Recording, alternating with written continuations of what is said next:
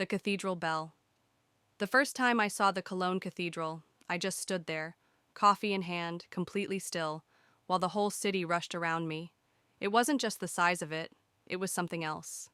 Something quiet, ancient, watching. It felt like the cathedral was waiting for something. The next morning, I came back. It was early, misty. Tourists hadn't filled the square yet. I was climbing the worn stone steps when an old man appeared beside me. He had a long coat, a cane, and eyes that looked like they'd seen too much. Without even turning to me fully, he asked in a raspy voice, "Ever been up to the bell tower?" I shook my head. "Number first time here." "If the bells ring 3 times at midnight," he said, "your wish will come true, but only if you leave something behind." "What do you mean?" I asked. He turned slowly and gave a strange little smile. "A secret. The cathedral keeps it. That's the deal." And just like that, he walked off, disappearing into the shadows between the stones.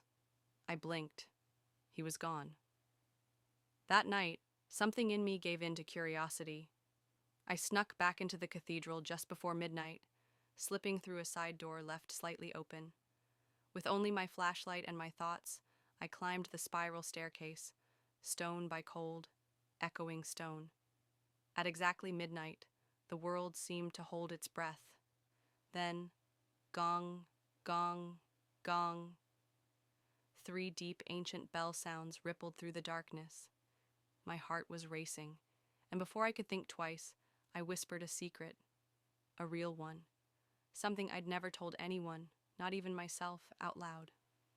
It felt strange, like the walls were listening, like the cathedral accepted it. The next morning, something had changed.